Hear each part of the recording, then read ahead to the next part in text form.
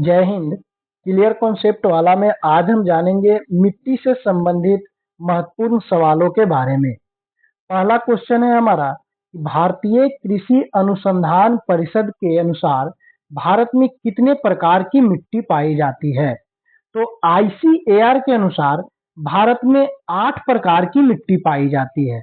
वो 8 प्रकार की मिट्टी कौन सी है? तो जलोढ़ मिट्टी, काली मिट्टी, लाल या पीली मिट्टी, लेटेराइट मिट्टी, शुष्क मिट्टी, उसी को हम लोग मरुस्थलीय मिट्टी बोलते हैं, लवणीय मिट्टी जिसमें अम्लीय मिट्टी और क्षारीय मिट्टी होता है, पीटमीय मिट्टी जिसे हम लोग दलदली मिट्टी के नाम से जानते हैं, और वन मिट्टी या पर्वतीय मिट्टी। ये हो गए 8 प्रकार के मिट्टी आईसीएआर के अनुसार। उसके बाद है कि भारत की सर्वाधिक उपजाऊ मिट्टी कौन सी है? मतलब भारत में वह कौन सी मिट्टी जो है सबसे ज्यादा उपजाऊ है? ऑप्शन है लाल मिट्टी, काली मिट्टी, जलोढ़ मिट्टी और लेटेराइट मिट्टी। इसका राइट आंसर हो जाएगा जलोढ़ मिट्टी। जलोढ़ मिट्टी क्यों उपजाऊ है? तो नदियों के द्वारा जो गाद जो बनकर के आती है उससे यह मिट्टी बनती है, और इसमें जो है पोटास की मात्रा बहुत अधिक होती है। इस कारण से जो है यह खेती के लिए ज्यादा उपजाऊ होता है। तो हम कह सकते हैं कि भारत में अगर सबसे ज्यादा उपजाऊ मिट्टी है तो वह है जलोढ़ मिट्टी। इसके बाद है नेक्स्ट, भारत के सर्वाधिक क्षेत्र में किस प्रकार का मिट्टी का विस्तार है? मतलब वह कौन सा मिट्टी है जिसका विस्तार भारत में सबसे ज्यादा क्षेत्र पे है? तो वो है हमारा जलोढ़ मिट्टी। जलोढ़ मिट्टी जो है भारत में 43% भाग पे पाया जाता है। कितने परसेंट पे? 43% पे। उसके बाद सेकंड नंबर पे है लाल मिट्टी और थर्ड नंबर पे है काली मिट्टी। नेक्स्ट है हमारा, नवीन जलोढ़ मिट्टी को अन्य किस नाम से जानते हैं? मतलब नया जो जलोढ़ मिट्टी होता है उसको हम लोग किस नाम से जानते हैं?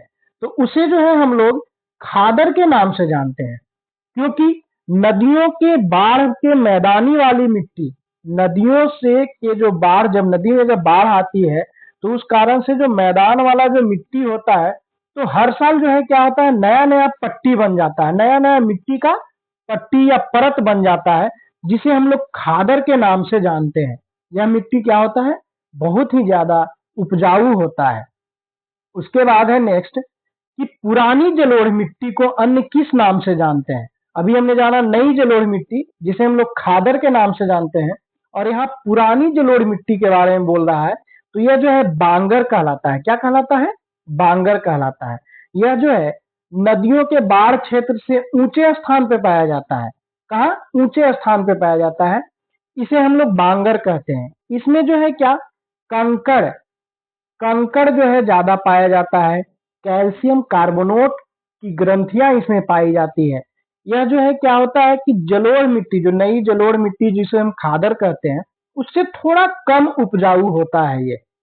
उसके बाद नेक्स्ट है हमारा, क्षेत्रफल की दृष्टि के आधार पे, यानी क्षेत्रफल के आधार पे भारत में मिट्टियों को अवरोही क्रम में लिखना है। मतलब कौन सा मिट्टी सबसे ज्यादा पाया जाता है, उसके बाद कौन सा, उसके बाद कौन सा, ऐसे है। तो सबसे ज्यादा जो है हमारा जलोढ़ मिट्टी पाया जाता है। जलोढ़ मिट्टी कितना? तो अभी हमने बताया 43%। उसके बाद है काली मिट्टी। तो काली मिट्टी, सॉरी, लाल मिट्टी। लाल मिट्टी जो है 18% भाग पे पाया जाता है। उसके बाद काली मिट्टी, ये 15% भाग पे पाया जाता है। उसके बाद लेटेराइट मिट्टी, यह जो है आपका 3.7% भाग पे पाया जाता है। तो इसका राइट आंसर क्या हो जाएगा? जलोढ़, लाल, काली और लेटेराइट, यानी ऑप्शन नंबर क्या हो जाएगा इसका? सेकंड हो जाएगा। अब उसके बाद नेक्स्ट क्वेश्चन है, कपास की खेती के लिए सर्वोत्तम मिट्टी कौन सा है? कपास की खेती के लिए सबसे ज्यादा सर्वोत्तम मिट्टी कौन सा है? तो इसका राइट आंसर हो जाएगा काली मिट्टी। क्यों? क्योंकि काली मिट्टी में जो है नमी धारण करने की क्षमता सबसे ज्यादा होता है। काली मिट्टी में जो है नमी धारण करने की क्षमता सबसे ज्यादा होता है इसमें, और कपास की फसल के लिए ये ज्यादा महत्वपूर्ण होता है। काली मिट्टी को हम लोग कपासी मिट्टी भी बोलते हैं। काली मिट्टी को हम लोग किस नाम से जानते हैं? कपासी मिट्टी भी बोलते हैं। अच्छा, इसे हम लोग रेगुर के भी नाम से जानते हैं, ये भी ध्यान रखने की बात है। उसके बाद नेक्स्ट है हमारा, काली मिट्टी का विस्तार कहाँ पाया जाता है? मतलब काली मिट्टी भारत के किन किन क्षेत्रों में पाया जाता है? तो काली मिट्टी जो है भारत का दक्कन ट्रैप में, किधर? दक्कन ट्रैप में पाया जाता है। तो दक्कन ट्रैप का एरिया कौन कौन है? महाराष्ट्र भी है, मध्य प्रदेश भी है, गुजरात भी है। यानी इसका राइट आंसर क्या हो जाएगा? इनमें से सभी, है ना। लेकिन सबसे ज्यादा अगर पूछेगा कि काली मिट्टी कहाँ पाया जाता है, तो उसका आंसर हो जाएगा महाराष्ट्र। उसका आंसर क्या हो जाएगा? महाराष्ट्र। उसके बाद नेक्स्ट क्वेश्चन है कि भारत में निम्नलिखित मृदाओं यानी मिट्टी में से कौन सा बेसाल्ट लावा के अपक्षय के कारण निर्मित हुआ है? मतलब कौन सा मिट्टी जो है बेसाल्ट लावा के अपक्षय के कारण निर्मित हुआ है, यानी बेसाल्ट लावा से बना है, सीधा सा यही है मतलब। तो उसका आंसर क्या हो जाएगा? काला मिट्टी, यानी काली मिट्टी। जब हजारों साल पहले ज्वालामुखी विस्फोट होती है या ज्वालामुखी विस्फोट से जो लावा निकलती है या जो बेसाल्टीय चट्टान जो बनते हैं, उसके टूटने फूटने या उसको घिसने से जो है क्या बनता है? काली मिट्टी बनता है। काली मिट्टी का जो कलर जो होता है ना, वो काला ही होता है। कैसा कलर होता है? काला होता है। काली मिट्टी का कलर कैसा होता है? काला होता है। उसके बाद हम नेक्स्ट है, रेगुर मिट्टी का दूसरा नाम क्या है? रेगुर मिट्टी का दूसरा नाम क्या है? तो अभी हमने जिक्र किया है इसके बारे में कि काली मिट्टी को ही जो है हम लोग किस नाम से जानते हैं? रेगुर के नाम से जानते हैं। अभी जस्ट इसके पहले हमने इसके बारे में जाना है।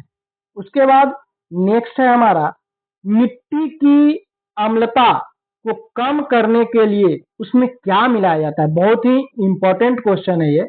जब मिट्टी बहुत ज्यादा अम्लीय हो जाती है तो उसको कम करने के लिए जो है उसमें क्या मिलाया जाता है? तो उसमें चूना मिलाया जाता है। क्या मिलाया जाता है? चूना मिलाया जाता है। चूना मिलाने से क्या होता है कि वह खेती योग्य मिट्टी हो जाता है ना। चूना या उसी को हम लोग लाइम भी बोलते हैं, लाइम। अब इसी में एक और क्वेश्चन ये बन जाता है कि मिट्टी में जब क्षारीयता बढ़ जाएगा, क्या बढ़ जाएगा?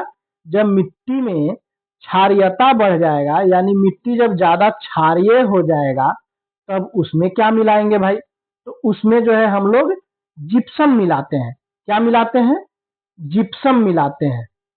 जब मिट्टी की अम्लीयता बढ़ेगी तो उसमें जो है चूना मिलाएंगे, और जब मिट्टी की क्षारीयता बढ़ेगी तो उसमें जो है क्या मिलाएंगे? जिप्सम मिलाएंगे।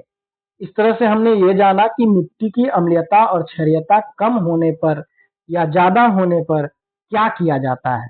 उसके बाद हमारा नेक्स्ट क्वेश्चन है, निम्नलिखित में से कौन सी मिट्टी ईख के लिए, सॉरी यहाँ पे मिस्टेक हो गया है, यहाँ पे ईंट लिखा हुआ था। क्या लिखा हुआ था? ईंट। तो ईंट के लिए जो है कौन सा मिट्टी उपयुक्त मानी जाती है? तो इसके लिए जो है लेटेराइट मिट्टी जो है क्या होता है? उपयुक्त माना जाता है। क्यों भाई? तो क्योंकि लेटेराइट मिट्टी जो है ना, सूखने के बाद जो है ये बहुत ही ज्यादा टाइट हो जाता है, पत्थर की तरह कठोर हो जाता है। क्यों? क्योंकि इसमें लोहा और एल्युमिनियम की मात्रा ज्यादा पाई जाती है, इसलिए लोग जो है इसको ईंट बनाने के लिए किया जाता है। किसके लिए? ईंट बनाने के लिए। लेकिन अब यहाँ पे ईख लिखा हुआ है तो ये भी हम लोग जान जाते हैं। ईख के लिए जो है जलोढ़ मिट्टी ज्यादा उपयोगी होता है। इसके लिए कौन सा मिट्टी? जलोढ़ मिट्टी ज्यादा उपयोगी होता है। तो इस तरह से हमने जाना मिट्टी से बनने वाले जो महत्वपूर्ण क्वेश्चन है उसको। इस तरह से और भी वीडियो के लिए और भी जानकारी के लिए आप लोग क्लियर कॉन्सेप्ट वाला चैनल को लाइक करें, सब्सक्राइब करें। धन्यवाद।